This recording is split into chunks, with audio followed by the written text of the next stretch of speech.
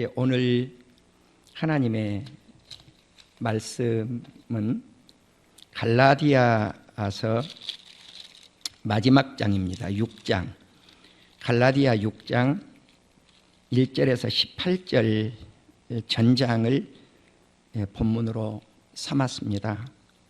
그래서 이 말씀을 다 읽지 않고 오늘 설교 제목이 예수님을 자랑하며 예수의 흔적이 있는가, 예수님의 흔적이 우리의 몸에 있는가, 이제 이런 의미인데요.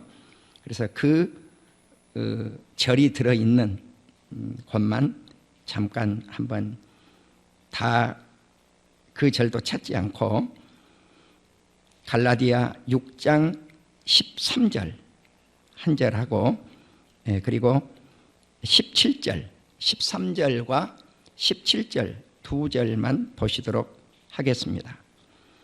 갈라디아 6장 13절입니다. 스크린에 올라와 있으니까 다 같이 한번 읽겠습니다. 시작. 할례를 받는 그들이라도 스스로 율법은 지키지 아니하고 너희에게 할례를 받게 하려 하는 것은 그들이 너희의 육체를 자랑하려 함이라. 그 다음 절입니다. 14절.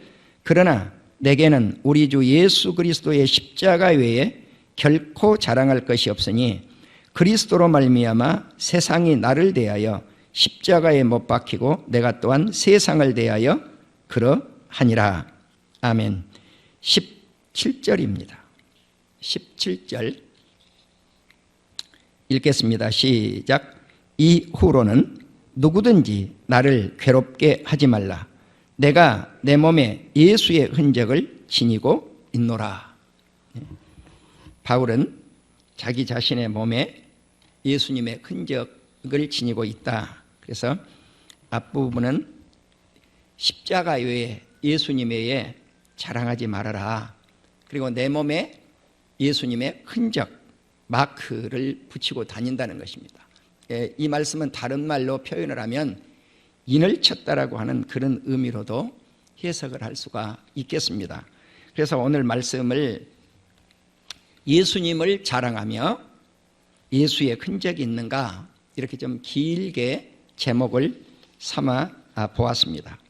간략하니 먼저 갈라디아서 6장 본문을 이해해 보도록 하겠습니다. 1절을 보시면 형제들아, 이제 이렇게 말씀을 하는데 어떤 말씀이 나왔냐면은 범죄가 드러나면, 죄가 드러나면 어떻게 할 것인가? 온유한 심령으로 범죄한 그 사람을 바로잡아 주라는 것입니다. 그리고 너도 범죄에 빠질까, 시험을 받을까 두려워하라. 그래서 우리는 죄를 두려워하면서 살라고 말씀을 합니다. 그래서 이 죄를 두려워하면서 살 때 2절에 보면 너희가 짐을 각자 이렇게 서로 짐을 지라고 말씀을 합니다. 이 짐은 십자가의 짐입니다. 그러니까 우리가 성도들이 살아갈 때 십자가의 짐을 진다고 하는 것은 편안한 짐이 결코 아니잖아요. 짐이라고 하는 것은 무거운 짐인데 가벼운 짐이 됐건 무거운 짐이 됐건 힘이 들어가는 거죠. 아주 무거운 것은 힘이 더 많이 들고 가벼운 짐을 들면 조금 덜 들 뿐이지, 짐을 졌다고 하는 것은 내가 땀방울을 흘려야 된다고 하는 의미가 그 안에 들어 있습니다. 그래서 갈라디아서 5장 13절을 보시면 형제들아, 너희가 자유를 위하여 부르심을 입었으나 그러나 그 자유로 육체의 기회를 삼지 말고 오직 사랑으로 서로 종노릇하라. 그래서 이 사랑으로 종노릇하라고 하는 말씀과 서로 짐을 지라고 하는 말씀은 비슷한 말씀이라고 생각을 할 수가 있겠습니다. 그래서 서로 짐을 지고 사랑으로 서로 종노릇하면서 예수 그리스도의 법을 성취하라고 2절에서 말씀을 하고 있고요. 3절에서 만일 누가 아무것도 되지 못하고 된 줄로 생각하면 스스로 속인 것이다. 각각 자기 일을 살피고 그렇게 하면, 자기 일을 살피면 자랑할 것이 자기에게는 있어도 남에게는 있지 아니한다 라면서 이제 여기 자랑에 관한 말씀이 한번 나오고 있습니다. 그래서 우리가 성경에 나타난 자랑들이 어떤 자랑들이 있을까? 그것은 조금 후에 말씀을 따로 떼어서 말씀을 올리도록 하겠습니다. 그리고 이제 5절에서 이 짐을 아까는 서로 지라고 그랬는데 각각 자기의 짐을 자기가 지라는 거예요. 예. 우리가 주님께서 우리에게 맡겨주신 짐을 나도 지고 여러분도 지고 그러는데 이것을 각자 개개인이 짊어지고 가라고 말씀을 합니다.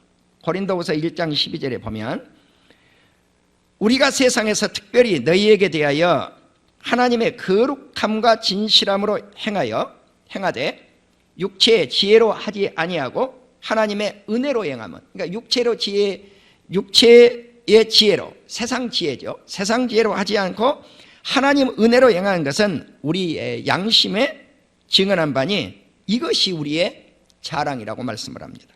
그러니까 하나님의 은혜로 되어지는 것, 이것이 우리의 자랑이 되어져야 된다는 것입니다. 고린도후서 1장 14절을 보면 너희가, 고린도 교회를 의미합니다.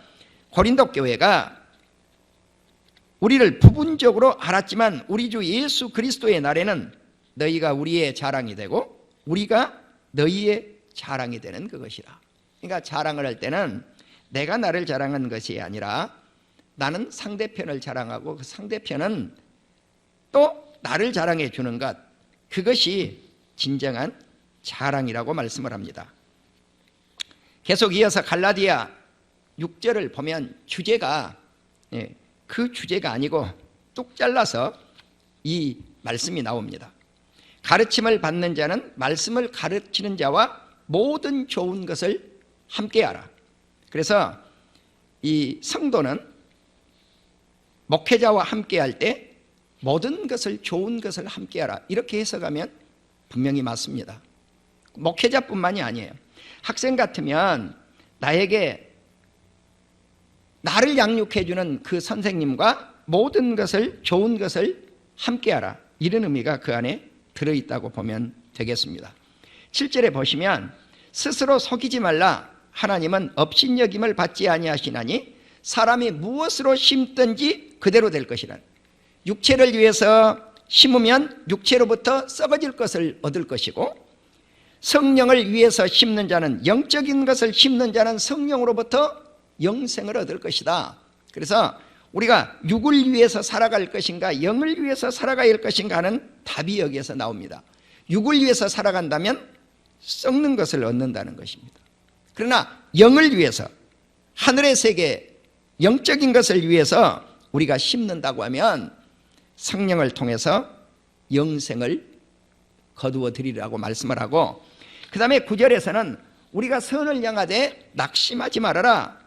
포기하지 아니하면 때가 되면 내가 선을 이루고자 하는 그것이 이루어지리라. 10절에 보면 그러므로 우리는 기회 있는 대로 모든 이에게 착한 일, 선한 일을 하되 누구에게 이 선한 일을 해야 될 것인가? 믿음의 가정들에게 하라는 것입니다. 그러니까 우리가 첫째는 예수 믿는 가정에게 선한 일, 착한 일을 해야 될 것이고, 또 하나는 우리의, 여기는 그 말씀이 없습니다마는 혈육을 입은 내 형제들, 부모 형제들, 자식은 부모에게, 부모는 자식에게 우리가 이 선하고 착한 일을 하는 그 일을 감당해야 될 줄로 믿습니다. 그래서 정말 저는 우리 집에서 막내인데 막내들이 죄송하지만은 버릇이 있는 막내도 있지만 대부분 보면 버릇이 없다고 그래요. 왜 버릇이 없는가?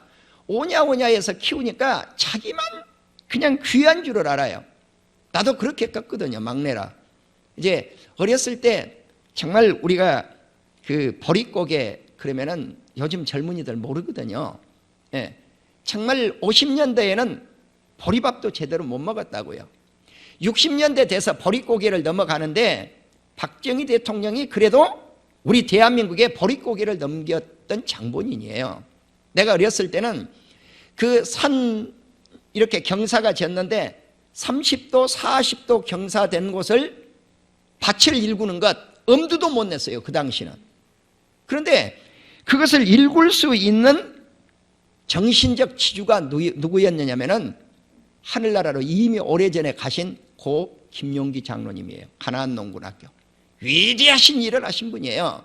그런데 가나안 농군학교에 잘 살아보세, 이것을 받아들였던 분이 누구냐면 박정희 대통령이에요. 이분이 그래서 이제 산을 이렇게 경작을 하는데 잘 살아보세 운동을 통해서 새마을 운동이 우리 대한민국에 일어나지 않아요? 그런데 지금도 새마을 운동은 해외에 수출되고 있더라고요.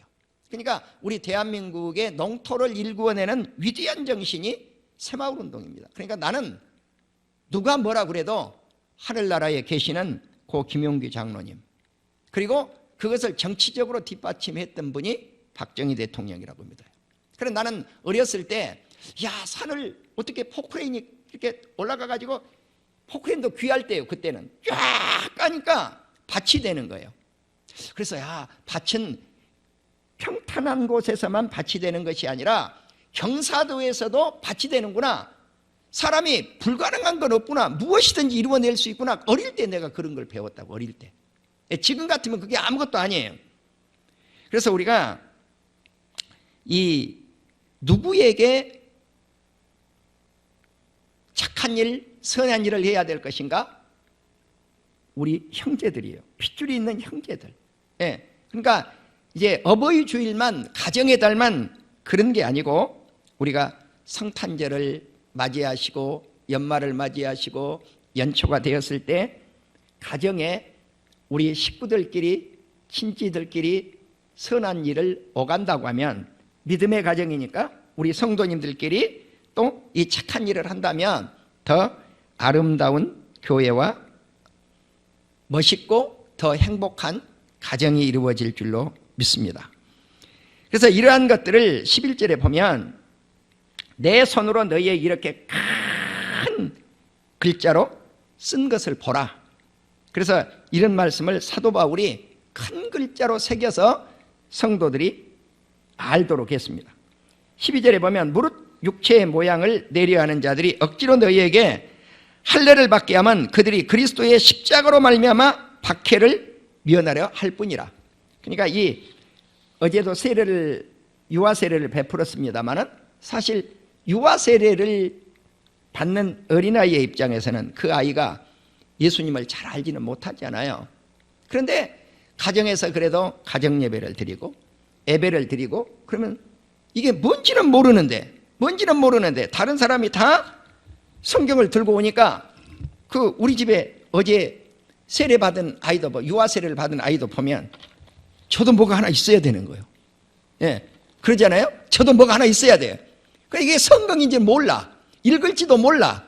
그런데 이제 우리 집에 큰 손자가 아마 엄마가 성경을 사줬나 봐요. 그런데 뭐가 없냐? 성경만 있어. 찬송가가 없는 거예요.